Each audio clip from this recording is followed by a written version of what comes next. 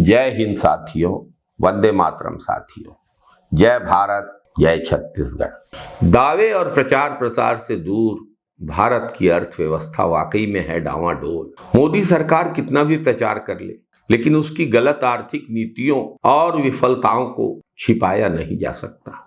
खुद सरकारी आंकड़े बता रहे हैं कि इस साल जीडीपी ग्रोथ सिर्फ 6.4% होने वाली। यह पिछले 4 साल में सबसे कम है। कोरोना महामारी के बाद की सबसे निचली ग्रोथ रेट है।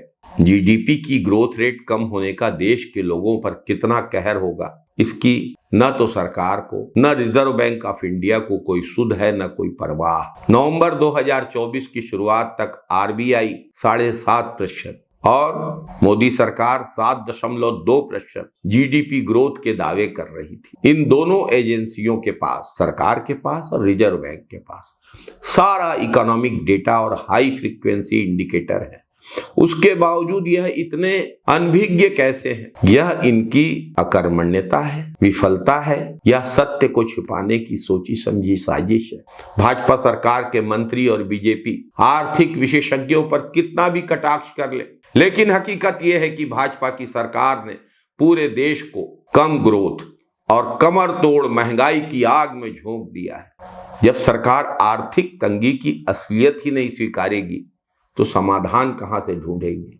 ग्रोथ रेट बढ़ना चाहिए, वो कम हो रहा है। महंगाई कम होनी चाहिए, वो बढ़ रहा है। और हमारे जीडीपी का 2/3 हिस्सा तो उपयोग है, और इसमें कम होने का मतलब है कि आर्थिक नीतियों का असर ये हुआ है कि देश में मंदी है। मध्यम वर्ग और गरीब वर्ग बुरी तरह से प्रभावित हुए हैं। भोजन और शिक्षा जैसी आवश्यक वस्तुओं पर भी लोग कम खर्च कर पा रहे हैं। प्राइवेट कंजम्पशन पर खर्च की ग्रोथ घटकर 6% हो गई है। एफएमसीजी कंपनियों ने इस बात की पुष्टि की है कि कैसे छोटे पैकेजों की मांग बढ़ी है। मतलब लोगों के पास जरूरी चीजें खरीदने के लिए पैसा नहीं है। लोग कम मात्रा में चीजें खरीदना चाह रहे हैं। मैन्युफैक्चरिंग की ग्रोथ इस वर्ष सिर्फ 5.3% रह गई है। यहां तक कि माइनिंग ग्रोथ भी अदानी को दिए जा रहे तमाम प्रोत्साहनों के बावजूद एक साल में 7.1% से घटकर 2.9% रह गई है। निर्यात में भारी गिरावट जारी है। बेरोजगारी बढ़ रही, आय कम हो रही है, टैक्स बढ़ रहे हैं, कमर तोड़ महंगाई है। महंगाई तो सुरसा के मुंह की तरह बढ़ रही है। लोग जो अपने भविष्य के लिए पैसा बचा के रखते थे, उसमें से खर्च करने के लिए मजबूर हो गए। घरेलू बचत 50 साल के सबसे निचले स्तर पर है। जेवर गिरवी रखने वालों की संख्या 50% बढ़ गई है। लोग ऋण चुकाने में असमर्थ हो रहे हैं।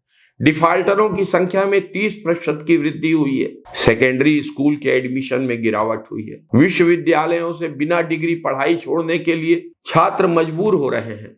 ये देश की आर्थिक बर्बादी का प्रमाण है। सूट बूट की इस सरकार में इनकम टैक्स कारपोरेट टैक्स से ज्यादा है। साधारण आटे, दही, दवाई, किताबें, pen, copy, popcorn, potato chips, पुरानी कारों की बिक्री तक में जीएसटी वसूला जा रहा है। मोदी सरकार ने भारत की अर्थव्यवस्था को पूरी तरह से बर्बाद कर दिया है। मोदी जी, आप उन वेबसाइटों को हटा सकते हैं जिनमें डॉक्टर मनमोहन सिंह के कार्यकाल में जीडीपी की ज्यादा ग्रोथ लिखी थी। सरकारी वेबसाइटों से ये आंकड़े हटा दिए गए। लेकिन मोदी जी इसको कैसे झुटलाएंगे कि यूपीए की सरकार 2004-14 के तहत औसत वार्षिक जीडीपी ग्रोथ 7.5% थी, जबकि मोदी जी की सरकार में 2014-24 के कार्यकाल में ये घट गई है। प्रधानमंत्री मोदी और उनकी भाजपा सरकार $5 ट्रिलियन की अर्थव्यवस्था का जप करती रहे, कोई दिक्कत नहीं है। लेकिन ऐसा तो 2022 में होना था।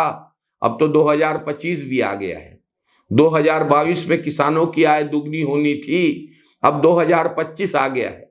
2022 के वादों और घोषणाओं का कहीं पता नहीं है।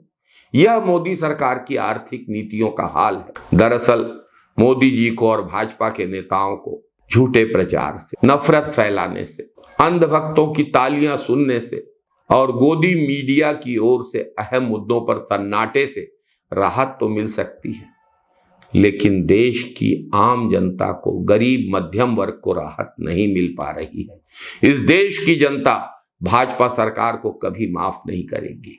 भाजपा सरकार क्या अभी भी अर्थव्यवस्था को सुधारेगी, जागेगी, या पूरे देश में हिंदू मुसलमान करके अपना राजनीतिक हित साध कर मूल मुद्दों से ध्यान भटकाने में लगी रहेगी। जय हिंद साथियों, वंदे मातरम साथियों।